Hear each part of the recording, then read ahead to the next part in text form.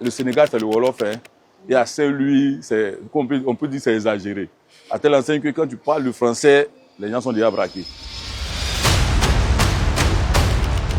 Saint-Louis, c'est une ville historique qui parle d'elle-même. En ce sens que c'est la première capitale du Sénégal. Ça a été aussi la capitale francophone. C'est-à-dire c'est à partir de Saint-Louis que les colons ont gouverné toute l'Afrique de l'Ouest francophone. Saint-Louis est à majorité, c'est-à-dire 99% musulmane. Et les plus grandes églises ont au moins 60 à 70 personnes.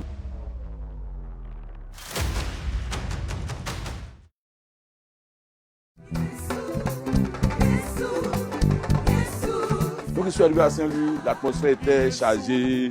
Et je me suis dit, mais si la police nous envoie ici, et puis on va appeler pour dire qu'on ne peut pas faire cette campagne, ça, il ne peut pas appeler. Et on a commencé à prier, on a commencé à rencontrer les personnes qu'on devait rencontrer. Mais il faut dire, dans toutes ces choses, les gens étaient hostiles. Que ce soit les populations, que ce soit même le corps de Christ. Il n'y a personne comme Jésus. Est-ce que tu as déjà vu quelqu'un comme lui? Parlons justement de l'arrivée de l'apôtre sur le terrain. Comment se sont déroulés ces 2 jours de croisade, de campagne médicale et de guérison-prière? Avant même que l'apôtre n'arrive, on avait une grande caravane. Hein. C'était la plus grande caravane organisée dans la ville avec des motards, des motos, les véhicules, tout ça sillonnait la ville. Donc, tous les chrétiens étaient déjà informés. Et c'était la joie aussi au niveau du terrain Isra, parce que c'est ce terrain-là qui a habité la campagne. Avec des chants, ils l'ont reçu. Porte de Saint-Louis. Pour Saint-Louis. Élevez vos linteaux. Que le roi de gloire fasse son entrée. Les gens s'affaiblissent au nom de Jésus. Qui ne peut pas marcher? Hier, j'ai dit, il y a 3 personnes qui allaient marcher. Et il y a plus de 7 qui ont marché à même temps. Et je vois la puissance de Dieu qui est dans la rangée. Et qui est en train de te guérir. Est-ce que tu es prêt? Dis avec moi, Jésus. Moi aussi, je veux danser. Moi aussi, je veux danser. Guéris-moi. Au niveau technique, le premier jour du programme, c'était un peu chaud. Hein. C'était un peu chaud, même pour retransmettre. Je voyais l'apôtre même dire, mais hey, Joël, la vidéo, putain, mais ça coinçait. L'équipe de la régie, est-ce que on peut diffuser le film, Joël? Je me souviens, je suis venu avec l'équipe, on a fait tous les tests de 22h jusqu'à 1h du matin pour s'assurer que le lendemain ça coule. Et là, on arrive le jour du programme, notre système de sortie qui affiche toutes les caméras qu'on appelle le multi-view ne s'affichait pas. Donc on ne pouvait pas réagir jusqu'à arriver, surtout le premier jour, vers la fin du programme, quand on a prié, tout s'est mis à marcher. Dieu a fait grâce, tout était propre, on voyait les miracles, les gens n'étaient pas derrière, ils pouvaient voir. Et même ceux qui étaient dans les maisons commençaient à sortir. Donc, vu que les gens criaient, vu que les choses extraordinaires se passaient, ça s'est répandu dans la ville. Pasteur, voici notre sœur Fatou. Oui. Elle avait une plaie sur le pied gauche et c'était enflé. Et elle ne pouvait pas porter des chaussures. Ça fait 5 mois. 5 mois. Mais tout à l'heure, il avait une blessure. Oui, elle dit que l'enflux a commencé à diminuer. En même temps, amen. Elle peut porter ses chaussures. Elle a porté en même temps. Elle a porté les chaussures. Elle pouvait porter les chaussures. Elle ne pouvait pas, ça fait 5 mois. Ça fait 6 ans que notre maman avait une douleur à la hanche et elle avait des problèmes aussi au genou. Elle allait chercher sa guérison auprès d'un guérisseur et la personne lui a donné une corde. Et lorsqu'elle est arrivée ici, quand tu as commencé à prier, elle a senti la puissance de Dieu tomber sur elle. Elle a levé la corde. Nous dit des cordes. Quand elle a senti quelque chose en elle, on a enlevé la corde. Dès qu'on a enlevé la corde, la douleur a disparu. Depuis 2005, elle a eu une double fracture. 2005, ça fait 20 ans. Regardez-la, regardez. Ça fait 8 ans. 8 ans. Notre maman avait des douleurs partout dans son corps. Elle ne pouvait pas bien se coucher. Elle dit lorsqu'elle est arrivée ici, elle a senti la chaleur. Ça va? Tu es contente? Elle est contente. Elle t'a suivi 2 ans dans les internets. Il vous regarde durant 2 ans. Depuis 2 ans, elle me suit. 2 ans, elle vous suit. Les voitures sont venues. Elle habite à Bango. Elle a pris tout ce qu'elle vendait, elle a laissé là-bas. Elle savait quand elle sera en face de toi, elle recevra la guérison. 2 ans, elle continue à vous suivre. Elle se sent bien. Yang si jam. Métit bi dem na. Elle se sent en forme. Totalement en forme.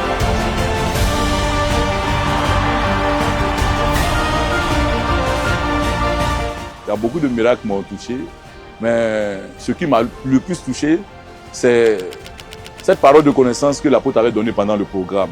Ok. Où il disait qu'il y avait une dame qui était malade, qui était couchée avec sa soeur, tout ça là. Mais en journée, un couple m'avait appelé pour dire que on a notre soeur qui est malade. Est-ce que l'apôtre peut prier pour elle, tout ça? Il dit bon, venez avec elle. Et pendant que l'apôtre exerçait le ministère, quand il a dit ça, moi-même, il était devenu comme fou. C'est comme si Dieu envoyait mon esprit dans une maison.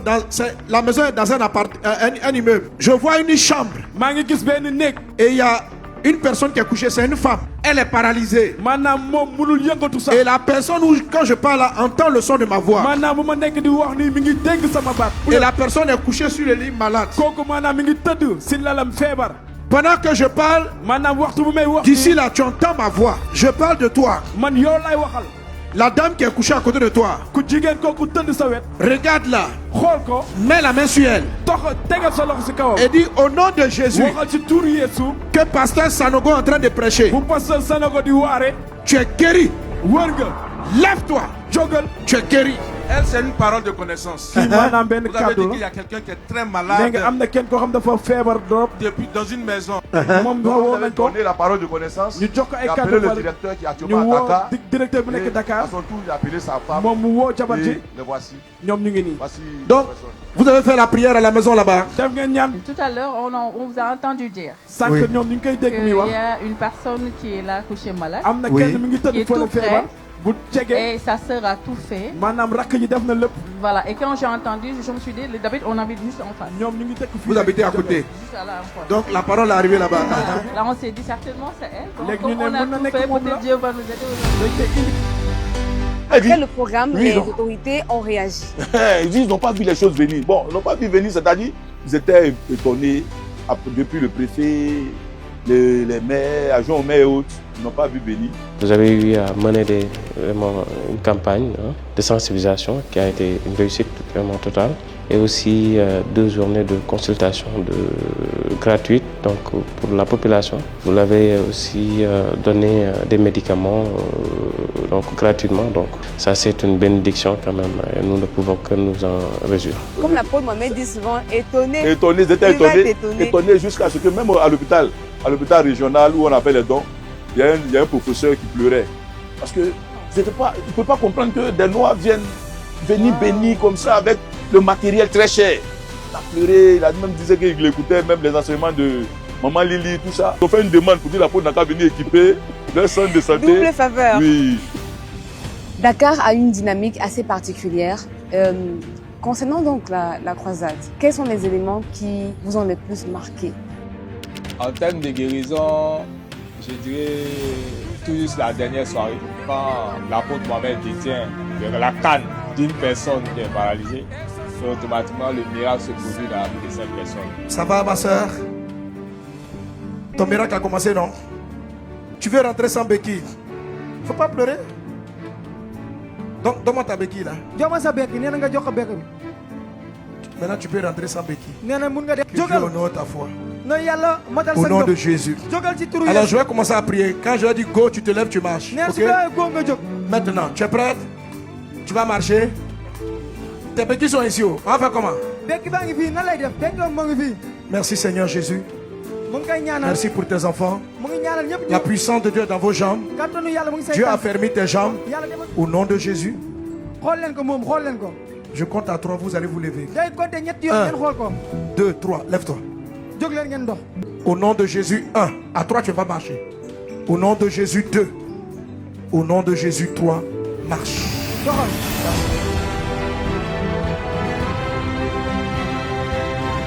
Dans le nom de Jésus, redresse-toi. Redresse-toi. Merci Saint-Esprit pour ta grâce. La puissance est dans ton corps.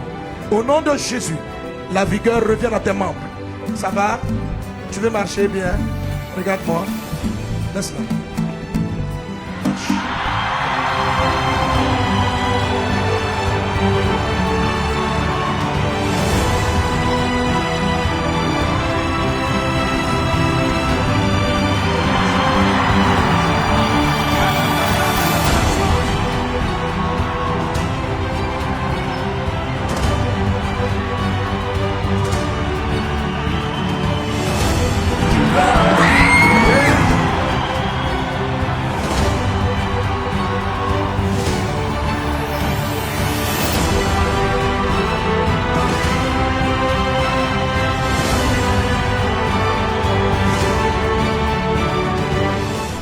Quand je bloque vos béquilles ici, vous marchez. Donc, la tati là, donne-moi son béquille. Faut lui dire. La tati, j'ai pris, hein. Tu as vu, non? Ta soeur a dit, je l'ai retiré pour elle. Elle n'a qu'à se débrouiller. Donc, aujourd'hui, c'est aujourd'hui.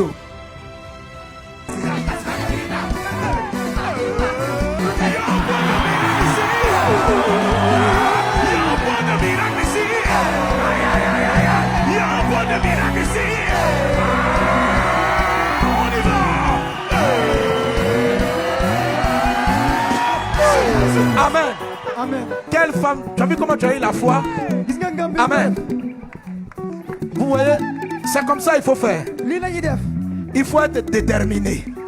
Ça fait combien de temps? Ça fait 4 ans, je crois. 4 ans? Que vous ne pouvez pas marcher? Mais ce soir, Jésus-Christ. J'aime ce bien parce que c'est en live. Tu vois, on arrivait à pas marcher en même temps. Jésus fait des miracles à Dakar. Ça fait 1 an notre papa aussi était frappé d'AVC. C'est mon frère. C'est ton frère. Depuis 1 an, notre maman avait des problèmes au genou. Ici, il y a eu un groupe d'intercesseurs qui intercédait 24 heures sur 24 pendant 1 mois. Et il y a l'un des pasteurs qui est le responsable de l'intercession locale qui a dit qu'il avait vu une pluie descendre et Dieu lui a dit c'est une pluie d'onction qui vient bénir le Sénégal. Vous qui avez des problèmes pour marcher, levez la main, je vais voir. Braïde Sotala Mama Chatara. Tu es prêt à marcher? Ça c'est juste pour introduire. L'Esprit du Seigneur est présent. Tu es prêt? Tu veux danser avec moi, non? Tu veux danser? Bon, moi je commence à danser. Si tu veux, tu danses. Si tu veux, tu restes assis, mais tu veux danser.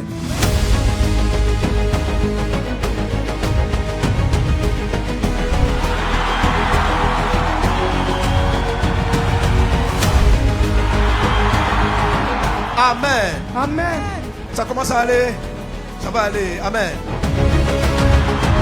Attends, on va recueillir son témoignage. Qui voulait témoigner? Elle dit qu'elle avait des soucis de genoux depuis 3 ans. 3 ans. C'est pour cela que je rampais en venant pour rendre grâce à Dieu. Je ne pouvais pas m'agenouiller en prière. Tu ne peux pas t'agenouiller en prière. Non. Mais on va s'agenouiller devant Jésus.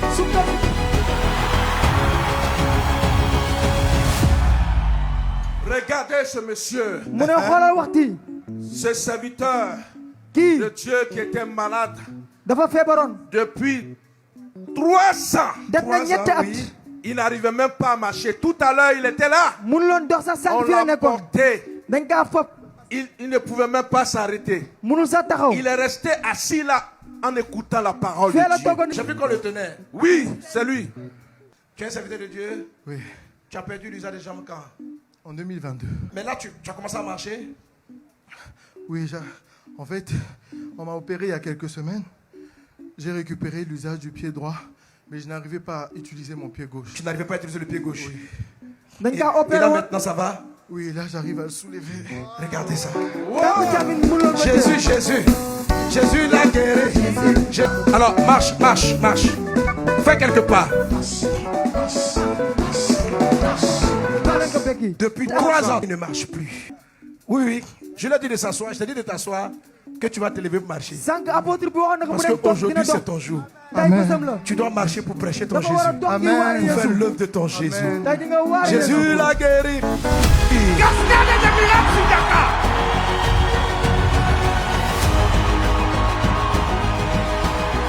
Ça fait 24 ans, Bayré s'est fait injecter. Et après l'injection, son pied est penché comme ça. En fait, je ne croyais pas. Mais j'arrivais à écarter, en fait, à étendre tout. Tant qu'il commence à t'aller. Tu arrives à étendre. Exactement. Tant qu'il commence à t'aller. C'est faux. C'est une blague.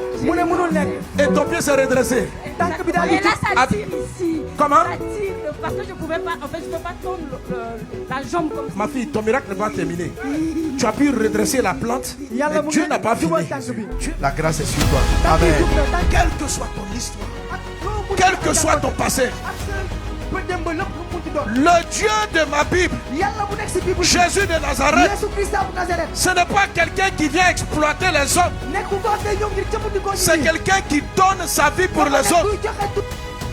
Dieu t'aime. Il a donné Jésus pour que tu sois. Alors ce soir, je te pose la question. Qui veut recevoir Jésus dans sa vie?